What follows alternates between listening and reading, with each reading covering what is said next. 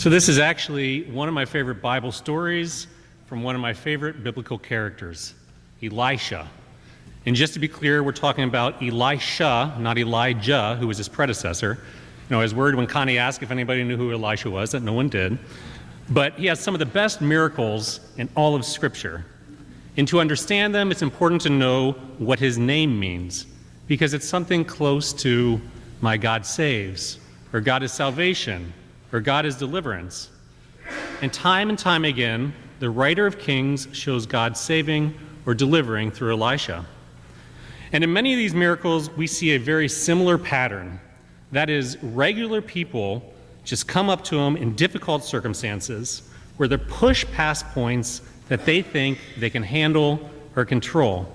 And they come to Elisha asking if his name rings true even then. That is, can this moment too be saved? And that's the yearning of faith in such moments that are beyond our control. Can this too be saved? Can genuine deliverance happen here? Not just that this moment will pass or that someday I will get over it, but is it a place that is too far for God? Is all lost here? Or can this moment be saved? So this is the place that most of Elisha's miracles bring us to. And if we're being honest, some of Elisha's miracles sound very familiar to anyone who has read other portions of the Bible. So there's the miracle that Connie mentioned in the children's message, where this poor widow comes to Elisha because she's facing destitution. And then Elisha makes sure that she has an overabundant supply of oil, which she's able to sell to meet her needs. Or there's a story of a woman and her elderly husband who don't have any children. And Elisha tells her that she will have a child, and she is dubious. But then they have a son. And several years later, the son dies, and she comes to Elisha again in distress. And so he goes, and he raises the child back to life. There's this time when an entire city has water that is causing death, and he purifies it so it will give life, which is what water is supposed to do. And there's even a time where there doesn't appear to be enough food for a large crowd, and Elisha's servant is worried about it. But Elisha tells his servant to go ahead and start serving what little bit they have anyways. And even though the servant says this is nowhere near enough, he starts serving, and lo and behold, there's plenty of food for all, and even some left over in the end. Again, over and over in these stories, we see the same pattern of people who are pushed past their limits to places that they don't know can be saved, and Elisha working miracles that declare that those places too can be saved by God. And so we see this pattern in today's story. It's the one that Bob read. And it's this intimate and commonplace and seemingly unbelievable story. Elisha and his company of prophets have grown too large, which is a good sign in Israel. Just for reference, his predecessor, Elijah, for a while had to live in hiding by a brook. And then he had to live outside of Israel. And even when he came back into the country, he was always fearing for his life. But now a generation has passed, and Elisha is in charge of a group of prophets who are growing. And that's a good sign, not just for the prophets, but for all the people of Israel. Because the prophets didn't just sit around predicting the future. Rather, the office of prophet was the one position in the land that could challenge the king and his forces when they abused people. So we see this in prophets like Samuel and Nathan and Elijah before him, and they had barely survived in doing this. We see this in prophets like Isaiah and Jeremiah who come after him, and they would not survive doing this. So the fact that Elisha and his prophets are a growing community is a good sign of good things for all. And you can sense the joy in them as they set off to work to make this new place to live. And while at work, this seemingly small thing happens, and it's an iron axe head comes flying off the handle and sinks into the river. And it might not seem like a big deal, especially in light of all the awful things that happen in the Bible or all the terrible things that can happen in life. Though I will say that sometimes, at least for me, it's those small and medium-sized things that really cause frustration. But in fairness to this prophet, in the height of the Iron Age, an iron axe actually kind of was a big deal. Not just for cutting down trees, but also for defense, and especially for war. So it would have had great value, and almost certainly the person borrowing it would likely not have had great money. So it's entirely possible he's looking at a very uncomfortable future as a debtor. And then added to this are all the kinds of frustration and angst that might be understandable in any era. I mean, the devastating feeling of letting someone down you care about who has entrusted you with something precious, the stigma of not contributing to your family's basic need for shelter, or the unique frustration that comes when we are finally working to make something good happen, only to see it derailed by something that seems silly and uncontrollable.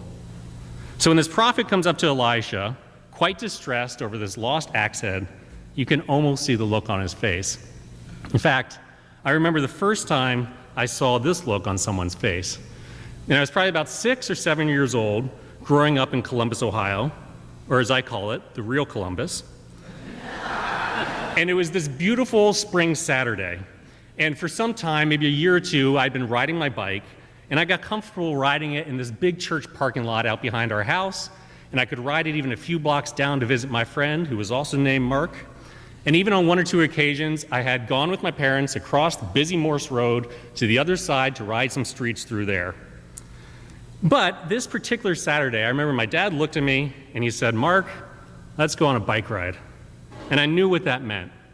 That meant a long bike ride. I mean, this is the kind he would go on with my older sisters, where they would go across the busy Morse Road and take side streets and cut-throughs and alleys and eventually cross busy High Street and then go into Whetstone Park and then finally along the scenic Olentangy River Trail. In other words, I knew that this small yet significant rite of passage was about to occur with this ride, and I was pretty excited. So I went to get ready. And I should say then, getting ready was so quick that it only meant 2 things. It meant putting on my shoes and then making sure there was air in the tires.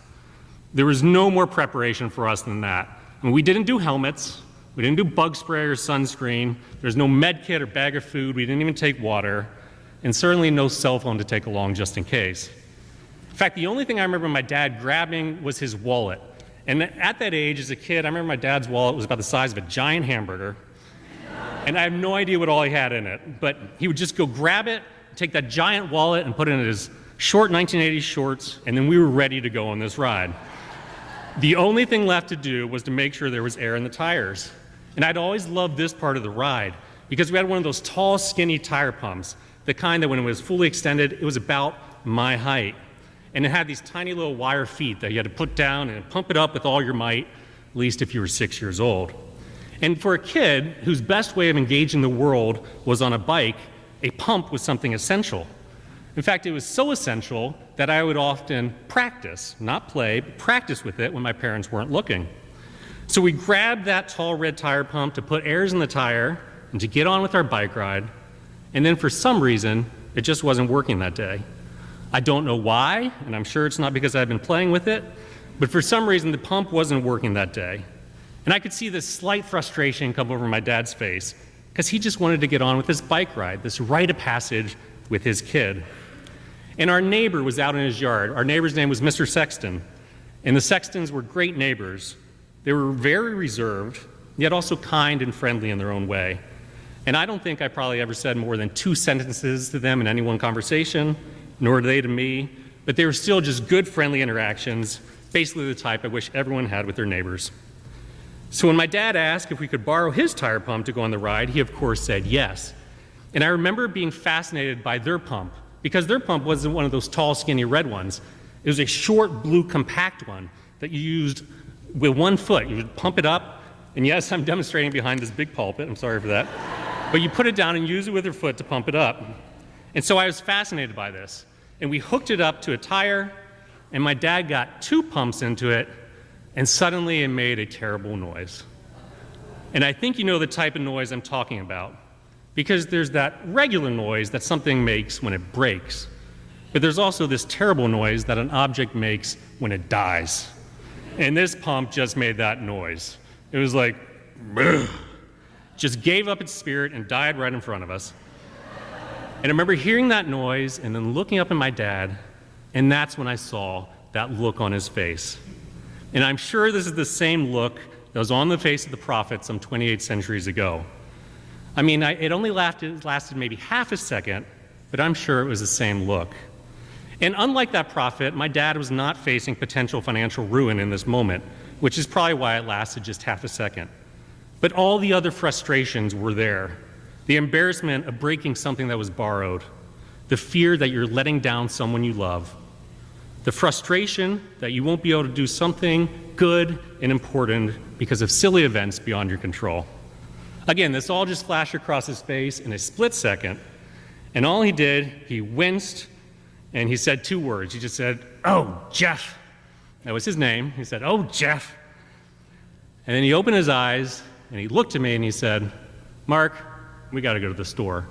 And we're thinking, yeah, we got to go to the store, get a pump, put air in the tires, and get on with the ride. But I was a little surprised when at the store, Dad picked up not 1, but 2 tire pumps. A tall, red, skinny one that you use both hands with, and a little compact blue one that you use 1 foot with.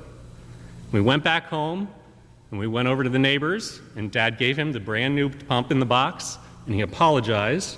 And of course, Mr. Sexton looked at him and said, "Oh, Jeff, you didn't have to do that." My dad said, "Yes, I did." And then we went back to our place and took the tall red pump out of his box, filled up the tires, and went on our bike ride. Now, if I'm being honest, I don't remember anything about that bike ride that day. I mean, at best, everything just blurs into all the memories I had of good bike rides over the years. But instead, I remember so much from that moment right before it: the broken tire pump, the uncertainty whether or not the ride itself would even happen. And yes, I would come to learn that life was full of far more challenging moments than that one, and greater losses than a tire pump, and moments that couldn't be changed just by going to a store. But what stands out to me, at least in that moment, a moment that could have been full of frustration and embarrassment and worry, in that moment, I never felt any of those emotions. And I'm sure my dad did, and I'm sure he worried that I did, but I didn't have any of those emotions. Instead, the only feeling I have with that entire memory is one of love. Love. Love certainly for and from my dad, but also love of a neighbor who never said more than a few words to me in all my life. Love of life itself in all its silly and uncontrollable ways. Love of a moment that was not beyond salvation. And that's exactly what I see in the miracles of Elisha and why I love them so much. And we see this today in the story of the floating axe head. I see a person who is declaring that God saves and doing it from a place of love, which he does only through short phrases in this story. The prophets ask him if they can build a new place to live, and he simply says, "Go." They ask him to go with them, and he says, "I will." They cry out that they have lost something precious, and he asks them, "Where did it fall?" They show him where, and he makes it appear, and he tells them, "Lift it out." These are simple words, but they are all simply said in love. And in doing so, he is declaring that yes, this moment too can be saved. This moment that you fear is beyond you, this place where you fear your faith cannot go, even here, there is love. And for me, that is what the miraculous is. It's what happens when we are pushed beyond what we can control, beyond being sure that the moment can be saved, beyond where it seems our own faith can even go. And then the miraculous, that moment of salvation, it's that moment when we realize that the only thing we are encountering there is love, for God is love.